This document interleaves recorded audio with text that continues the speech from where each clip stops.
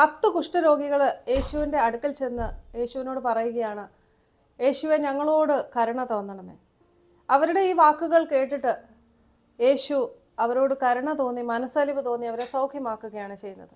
അവരുടെ ശരീരത്തിൽ നിന്ന് കുഷ്ഠം അപ്രത്യക്ഷമാവുകയാണ് ചെയ്യുന്നത്. കനാന്യ സ്ത്രീ, തൻ്റെ മകളുടെ സൗഖ്യത്തിനായിട്ട് യേശുവിൻ്റെ അടുക്കൽ വരുന്ന കനാന്യ സ്ത്രീ, അവളും യേശുവിനോട് പറയുന്നത്, യേശുവേ ദാവീദിൻ്റെ പുത്ര, എന്നോട് കരുണ തോന്നണമേ, എൻ്റെ മകളെ നീ സൗഖ്യമാക്കണമേ. യേശു അവളുടെ വാക്കുകൾ കേട്ടിട്ടും അവൾക്ക് അവളുടെ മകളുടെ സൗഖ്യം നൽകുകയാണ്. അവളും സന്തോഷത്തോടു കൂടി യേശുവിൻ്റെ അടുക്കൽ നിന്ന് പോവുകയാണ്.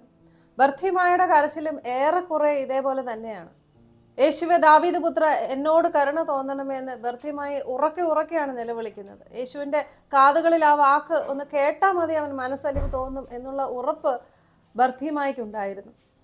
ഇതേപോലെയുള്ള പലതരത്തിലുള്ള സ്ക്രിപ്റ്റേഴ്സും പലരും യേശുവിനെ കാണാൻ വരുന്നതായിട്ട് നമുക്ക് കാണാൻ സാധിക്കും. അപ്പം ഇവിടെ നമ്മൾ കാണുന്ന ഈ സ്ക്രിപ്റ്റേഴ്സിലൊക്കെ, ഈ ആൾക്കാരിലൊക്കെ ഉണ്ടായിരുന്ന ഒരു കോമൺ ആയിട്ടുള്ള കാര്യമാണ്, അവരൊക്കെ വന്നത് വല്ലാത്ത അവസ്ഥകളിൽ കൂടിയാണ്, വല്ലാത്ത അവസ്ഥകളിൽ കൂടിയാണ്. എങ്കിലും ഞങ്ങൾക്ക് രോഗശാന്തി നൽകണമേ, അല്ലെങ്കിൽ ഞങ്ങളെ സൗഖ്യമാക്കണമേ എന്ന് പറയുന്നതിനൊക്കെ മുമ്പേ അവർ ആശ്രയിക്കുന്നത് യേശുവിൻ്റെ കരുണയിലാണ്. അവർ യേശുവിനോട് പറയുന്നത്, ഞങ്ങളോട് കരുണ തോന്നണമേ. കാരണം അവർക്കൊക്കെ ഉറപ്പാണ്, അവരുടെ ആ ഒരു അവസ്ഥ കണ്ടിട്ട് യേശുവിന് അവരോട് മനസ്സ് അലിവ് തോന്നും എന്നുള്ളത്. എല്ലാവരും ഇത് തന്നെയാണ് ചെയ്യുന്നത്. യേശുവിന് എന്നോട് കരുണ തോന്നണമേ. കാരണം യേശുവിൻ്റെ കരുണയിലും മനസ്സലിവിലും അവർക്ക് നല്ല ഗ്രാഹ്യമാണുള്ളത്.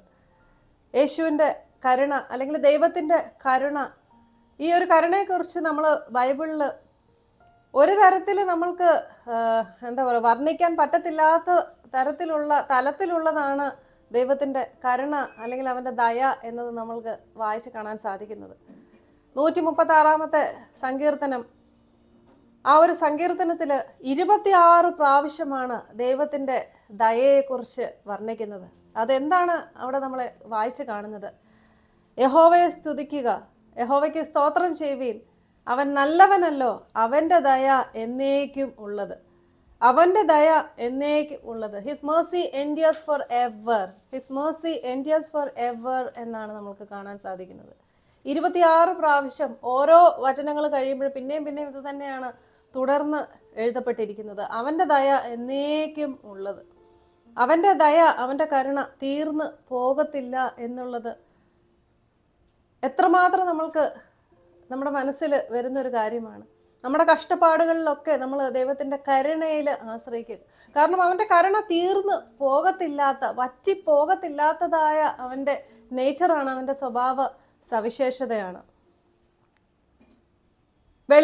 വിലാപം എന്ന പുസ്തകത്തിൽ ഏറ്റവും ഡിപ്രസിംഗ് ആയിട്ടുള്ള വചനങ്ങളാണ് നമ്മൾക്ക് കാണാൻ സാധിക്കുന്നത്. സാധാരണയായിട്ട് ഇത്ര ഡിപ്രസിംഗ് ആയിട്ടുള്ള ആ ഒരു വചനം വായിക്കാൻ നമുക്ക് താല്പര്യം കാണത്തില്ല. പക്ഷെ ആ ഒരു ഡിപ്രസിംഗ് ആയിട്ടുള്ള വചനങ്ങളുടെ ഇടയിലും ഏറ്റവും പ്രത്യാശ നൽകുന്ന ഒരു കാര്യമാണ് യിരെമ്യാ പ്രവാചകൻ എഴുതി വെച്ചിരിക്കുന്നത്. അതിൻ്റെ 3-ാമത്തെ അധ്യായം 22 മുതൽ 23 വരെയുള്ള വാക്യങ്ങൾ നമ്മൾ കാണുന്നത്, നാം മുടിഞ്ഞു പോകാതിരിക്കുന്നത് അവൻ്റെ ദയ മൂലമാണല്ലോ, അവൻ്റെ കരുണ തീർന്ന് പോയിട്ടില്ലല്ലോ, അത് രാവിലെ തോറും പുതിയതാകുന്നു. അവൻ്റെ കരുണ തീർന്ന് പോയിട്ടില്ലല്ലോ, അവൻ്റെ കരുണ തീർന്ന് പോകത്തില്ലല്ലോ, അത് രാവിലെ തോറും പുതുതായിട്ട് വരുന്നു. അപ്പോൾ രാവിലെ തോറും പുതുതായിട്ട് വരുന്ന ഈ ഒരു കരുണയിൽ രോഗശാന്തിക്കായിട്ട് നമ്മൾക്ക് ആശ്രയിക്കേണ്ടത് തന്നെയാണ്. ഒരിക്കലും തീർന്നു പോകത്തില്ലാത്ത കരുണയാണ് ദൈവത്തിൻ്റെ കരുണ, അവൻ്റെ മഹാദയ.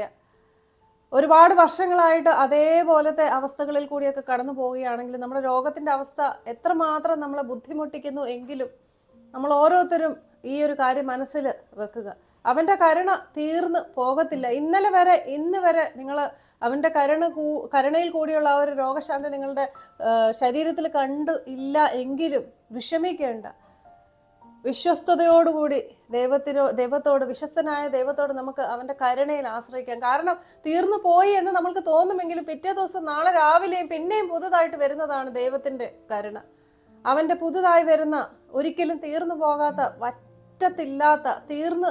പോകാൻ പറ്റത്തില്ലാത്തതായ ആ ഒരു കരുണയിൽ രോഗശാന്തിക്ക് വേണ്ടി നമ്മൾ ആശ്രയിക്കണം. രോഗസൗഖ്യം എന്ന് പറയുന്നത് ദൈവത്തിൻ്റെ കരുണയുടെ മറ്റൊരു വശം തന്നെയാണ്. ദൈവത്തിൻ്റെ കരുണയുടെ, ദൈവത്തിൻ്റെ രക്ഷയുടെ പലതരത്തിലുള്ള മാനിഫെസ്റ്റേഷൻസ് ആണ് നമ്മൾക്ക് നമ്മുടെ ജീവിതത്തിൽ കാണാൻ സാധിക്കുന്നത്. പലതരത്തിലാണ് ദൈവം കരുണ തോന്നുന്നത്. അവൻ്റെ മക്കളോട് പലതരത്തിലാണ് അവന് കരുണ പ്രകടമാക്കുന്നത്. അപ്പോൾ അത്തരത്തിൽ ഉള്ള ഒരു മാനിഫെസ്റ്റേഷനാണ് രോഗശാന്തി. കാരണം ദൈവത്തിൻ്റെ മക്കള് രോഗത്തിൻ്റെ അവസ്ഥകളിൽ കൂടി കഷ്ടപ്പെടുന്നത് കാണാൻ ദൈവത്തിന് ഇഷ്ടമില്ല. നമ്മുടെ ബുദ്ധിമുട്ടുകൾ കാണുമ്പോൾ നമ്മുടെ മനസ്സ് അലിഞ്ഞ് നമ്മൾക്ക് രോഗശാന്തി ദൈവം തീർച്ചയായും തരുന്നത് തന്നെയാണ്.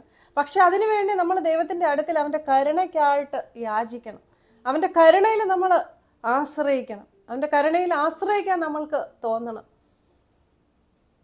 പലതരത്തിലുള്ള രോഗശാന്തിയും നമ്മുടെയൊക്കെ ജീവിതത്തിൽ വേണ്ടതായിട്ട് വരും. എന്നെ കേൾക്കുന്ന നിങ്ങളിൽ പലരും ഒരുപക്ഷെ ആശുപത്രി കിടക്കയിലായിരിക്കും, വേദനയിൽ കൂടി, മുറിവുകളിൽ കൂടി, അസ്വസ്ഥതകളിൽ കൂടിയൊക്കെ കടന്നു ഉള്ള ആൾക്കാരുണ്ടായിരിക്കും.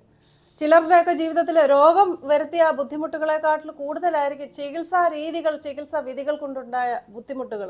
അപ്പം അങ്ങനെയുള്ള ബുദ്ധിമുട്ടുകളൊക്കെ അനുഭവിക്കുന്നവർ മനസ്സിലാക്കേണ്ട ഒരു കാര്യമാണ്, ദൈവത്തിൻ്റെ കരുണ തീർന്ന് പോകത്തില്ല. ഏത് അറ്റം വരെ എത്തിയ രോഗമാണെങ്കിൽ, ഏത് അവസ്ഥയിൽ കൂടി ആണ് നിങ്ങൾ കടന്നു പോകുന്നതെങ്കിലും മാറ്റമില്ലാത്ത, തീർന്നു പോകാത്ത അവൻ്റെ കരുണയിൽ നിങ്ങൾ ആശ്രയിച്ചാൽ തീർച്ചയായും ദൈവത്തിൻ്റെ രോഗശാന്തി നിങ്ങളുടെ ശരീരത്തിൽ നിങ്ങൾ കാണേണ്ടത് തന്നെയാണ്. കാരണം ഏകദേശം 2026 വർഷങ്ങൾക്ക് മുമ്പ് ക്രൂശിൽ തൻ്റെ ശരീരം തച്ചുടച്ച് നിങ്ങൾക്ക് വേണ്ടി രോഗശാന്തി നേടിയ യേശുവിന് നിങ്ങളെക്കാട്ടിൽ കൂടുതൽ രോഗത്തിൽ നിന്ന് നിങ്ങൾ മോചനം പ്രാപിക്കണം എന്നുള്ള ആഗ്രഹമുണ്ട്. അപ്പോൾ ദൈവത്തിൻ്റെ കരുണയിൽ ആശ്രയിക്കുക. കാരണം അവൻ്റെ കരുണ തീർന്നു പോകത്തില്ലല്ലോ. സൗഖ്യം യേശുവിൻ്റെ കരുണയുടെ ഒരു പ്രവാഹം തന്നെയാണ്. രോഗശാന്തി നിങ്ങളുടെ ശരീരത്തിൽ നിങ്ങൾ തീർച്ചയായും കാണും. എന്നെ കേൾക്കുന്ന നിങ്ങൾ കടന്നു പോകുന്ന അവസ്ഥകളിൽ കൂടി ദൈവത്തോട് പറയുക, എന്നോട് കരുണ തോന്നണമേ, എൻ്റെ ശരീരത്തെ നീ സ്പർശിക്കണമേ.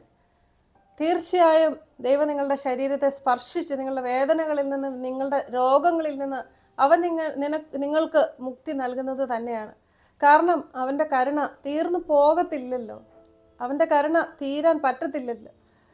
ദൈവത്തിൻ്റെ കരുണയിൽ ആശ്രയിച്ച് രോഗശാന്തി പ്രാപിക്കുവാൻ നിങ്ങൾക്ക് ദൈവം അനുഗ്രഹം തരട്ടെ. So come fall in love with Jesus and fall in love with the word of God.